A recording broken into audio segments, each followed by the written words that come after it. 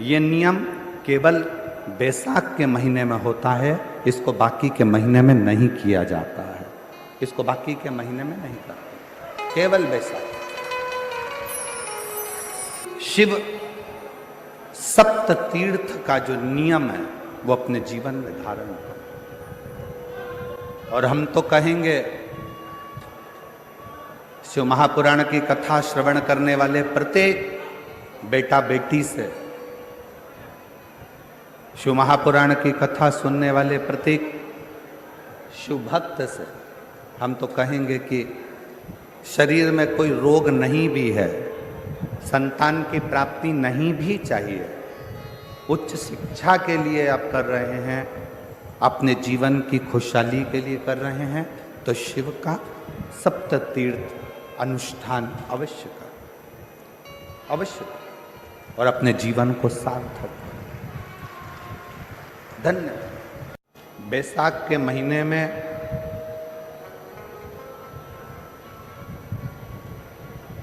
शिव सप्त तीर्थ का बड़ा महत्व है।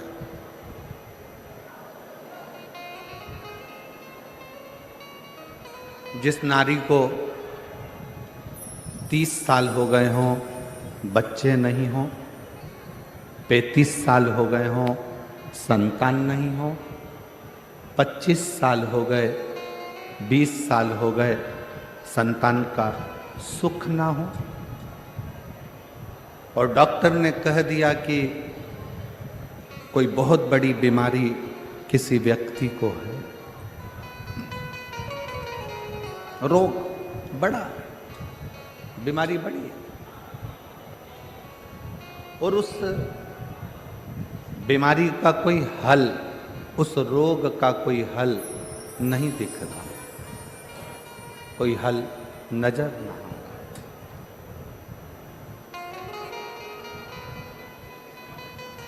कोई हल दिख ना रहा, तो बैसाख महीने में शिव सप्त तीर्थ का एक अनुष्ठान अपने जीवन में जरूर करें। मट्टी के पात्र में जल भरना, और मट्टी के पात्र में जल भरकर प्रतिदिन रोज 7 दिन का ये नियम होता है सप्त तीर्थ का, सप्त तीर्थ। बस विराम जो है उसका प्रदोष के दिन होना चाहिए। और बैसाख के महीने में जब आप सप्त तीर्थ का अनुष्ठान करें, 1 घड़ा जल का रोज भरें प्रतिदिन,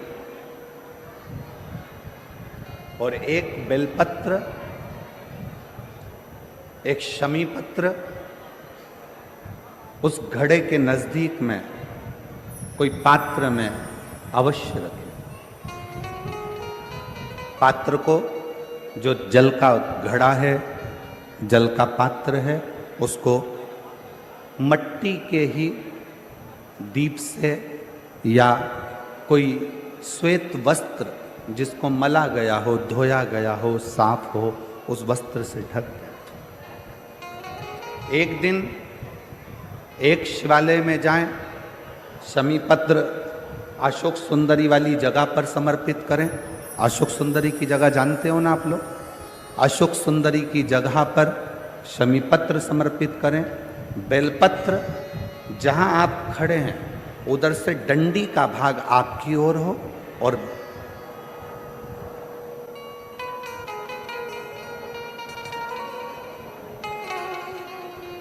जहां आप खड़े हैं वहां डंडी का भाग आपकी ओर हो, और बेलपत्र शिव जी को समर्पित करा जाए। फिर जो मट्टी के पात्र में जल है वो भगवान शंकर को अपनी कामना कर कर शिव जी को समर्पित कर दो। संतान के लिए कर रहे हो तो वहीं से जल को एक कटोरी में, एक पात्र में झेल लीजिए। उस जल का आधा भाग नंदी के पास बैठकर आप ग्रहण कर लो, आधा भाग अपने पति को देना प्रारंभ कर दो।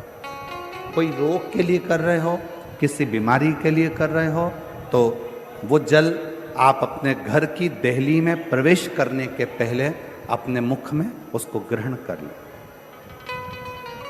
एक दिन में एक शिवालय, दूसरे दिन दूसरा शिवालय, तीसरे दिन तीसरा शिवालय।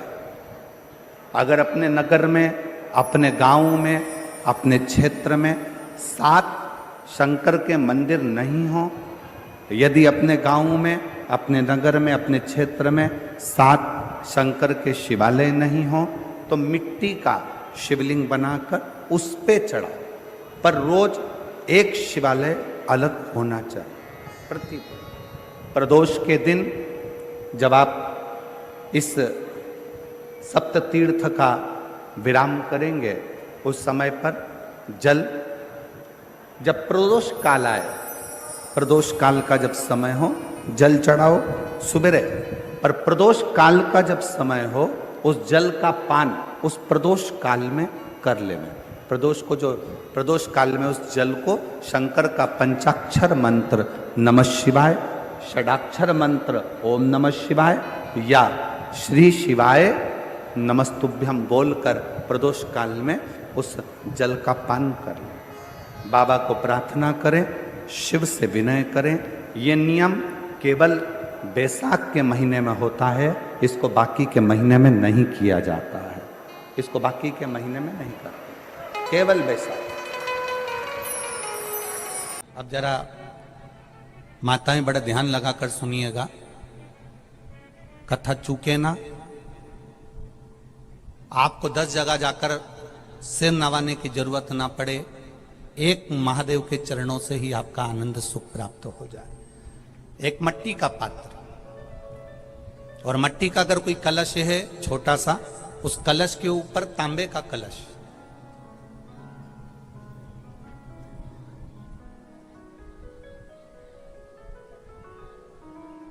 माता प्रसूति, दक्ष प्रजापति और माता वीरणी, इन तीनों का स्मरण कर कर जो बड़ के पेड़ के नीचे जो शिवलिंग हो, बड़ के पेड़ के नीचे जो शिवलिंग विराजमान हो, चाहे वो ओटले पर हो, चाहे वो पत्थर का हो, चाहे वो सीमेंट का हो, चाहे वो कंकर का हो, चाहे वो मार्बल का हो, चाहे वो जिस भी चीज का हो, बड़ के पेड़ के नीचे जो शिवलिंग हो, उसमें सीधे जब आप कलश लेकर जाएंगे तो मिट्टी का पात्र, उसके ऊपर तांबे का पात्र भरा हुआ, दोनों को एक साथ पकड़ कर ले जाएंगे। पर जब आप शिवलिंग पर दक्ष प्रजापति, प्रसूति और वीरणी, इन तीनों का नाम लेकर सीधे हाथ में मट्टी का पात्र और उल्टे हाथ में तांबे का पात्र लेकर धीरे धीरे शिवलिंग पर जल समर्पित करेंगे, और उस जल का पान उसी बट वृक्ष के नीचे दोनों पति पत्नी अगर पान कर लेते हैं और संतान की कामना कर लेते हैं, तो भी मेरा महादेव संतान प्रदान करता ही करता। पर ये जो क्रम किया जाता है, ये केवल बैसाख के महीने में ही किया जाता है, इसके सिवाय इसको आप अन्य महीनों में नहीं कर सकते, केवल एक बैसाख में। और हम तो कहेंगे बैसाख महीने की जब शिवरात्रि आए या बैसाख महीने में अष्टमी तिथि आ जाए या बैसाख महीने में सोमवार का दिन पड़ी जाए, तो प्रयास करना कि आप संतति के लिए, संतान के लिए आप ये प्रयोग कर सकें।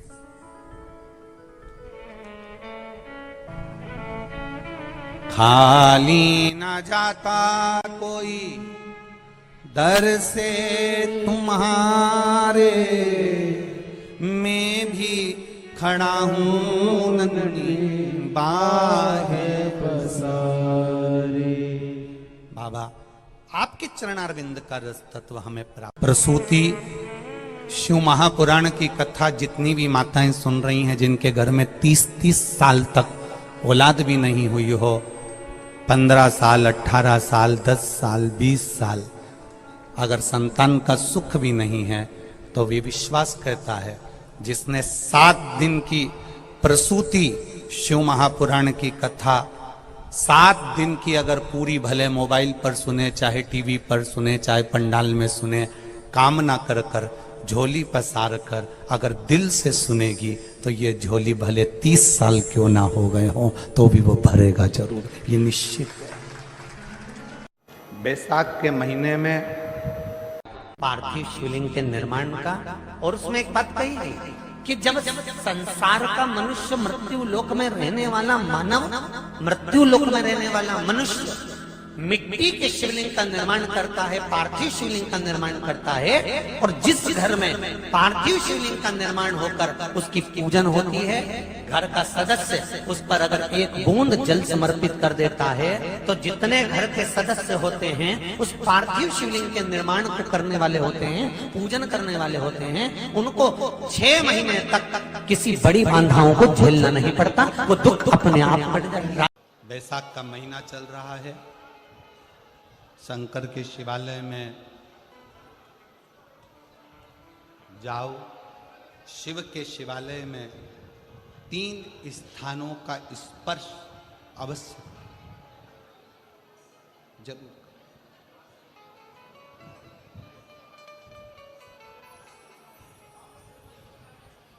किसी मंदिर में शंकर जी के शिवलिंग को छूने नहीं देते, जैसे दक्षिण साइड में, साउथ में, तो अपने ही घर में जो शिवलिंग है उसके 3 स्थानों का स्पर्श अवश्य करें। समझिए,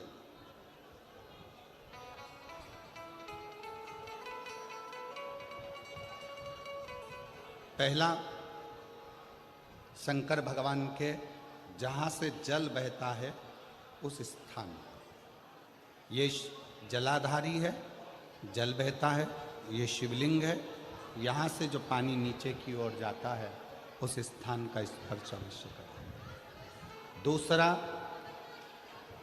शिवलिंग का जो गोल भाग है उस गोल भाग में कहीं पर भी अपनी हथेली का स्पर्श अवश्य करें। तीसरा, शंकर भगवान के शिवलिंग का जो ऊपर का भाग है वहाँ अपने अस्त्र का स्पर्श अवश्य करें। तीनों स्थान पर ब्रह्मा, विष्णु और महेश का स्मरण करते हुए जब बैसाख महीने में आप शंकर भगवान को जल समर्पित करें। शिव जी को जब बैसाख के महीने में जल दिया जाए तो दोनों हाथ से अंजलि में कलश रखकर शंकर भगवान की अपने हाथ की अंजलि में जल रखकर शिव जी को जल अवश्य समर्पित करें। 2 चीजें बड़ा स्मरण में रखिएगा। एक, बैसाख महीने में मट्टी के पात्र का जल, अभी क्या चल रहा है? फागुन। अभी क्या चल रहा है? फागुन। जब बैसाख का महीना आए ना,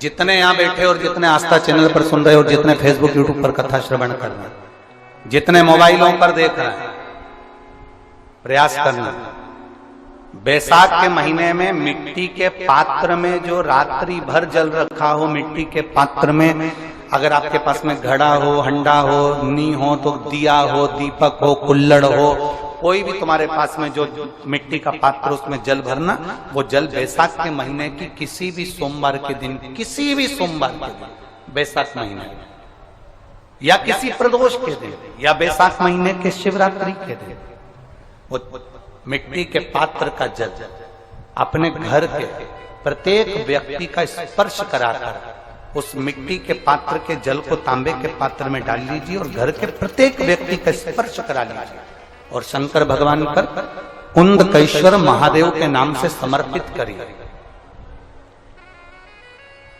कुंदकेश्वर महादेव। कभी जीवन में पीछे पलट कर देखने की जरूरत नहीं पड़ेगी, आप उन्नति की सीढ़ी की ओर बढ़ते चले जाओ। बैसाख महीने में कभी एक विचार करिएगा कि नरसिंह अवतार बैसाख के महीने में हुआ, कुर्मा अवतार बैसाख के महीने में हुआ, हयग्रीव अवतार बैसाख के महीने में हुआ, परशुराम अवतार बैसाख के महीने में हुआ, माता जानकी का अवतार बैसाख के महीने में हुआ। आखिर बैसाख के महीने में, माधव महीने में इतनी महत्वता क्यों?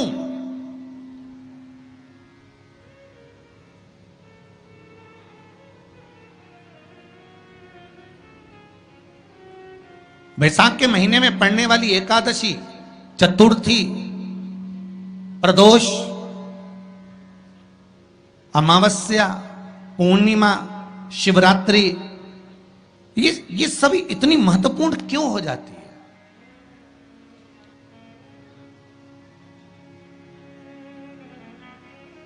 इसकी महत्वता इतनी प्रबल क्यों हो जाती है? किस लिए? क्योंकि बैसाख का जो महीना पड़ता है, सूर्य की संपूर्ण तपन, सूर्य देव अपने पूर्ण तेज के साथ में, पूर्ण तेज के साथ में मृत्यु लोक के निवासियों पर, चाहे जलचर हो, थलचर हो, वायुचर हो, चाहे जो जीव हैं, उस पर जब किरण फेंकते हैं तो संसार का जो मनुष्य है उस पर जब ताप पड़ता है तो ताप पड़ने के कारण उसके मुख से भगवान का नाम निकल ही जाता है, स्मरण नाम निकल ही जाता है। जब उसके मुख से भगवान का नाम निकलता है तो वो भगवान की शरणागति खुद ग्रहण कर लेता है स्वयं।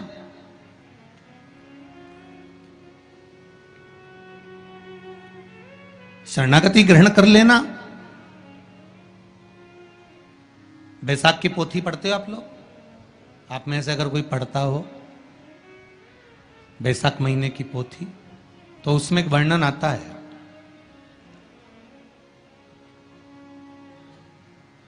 गीता प्रेस गोरखपुर के कल्याण अंक में भी आप ये पावन बैसाख चरित्र श्रवण कर सकते हैं।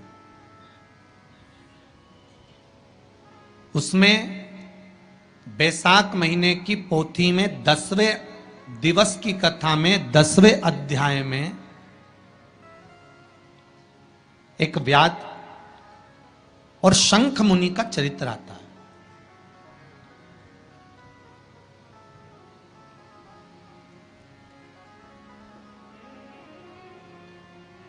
शंख मुनि एक बार निकलकर भगवान शंकर के मंदिर में जल समर्पित करने के लिए जा रहे थे,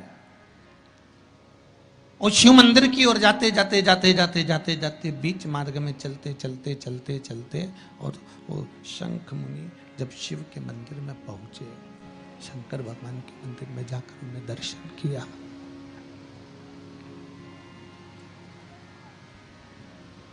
जल का पात्र उठाया और वो जल का पात्र उठाकर जब भगवान शिव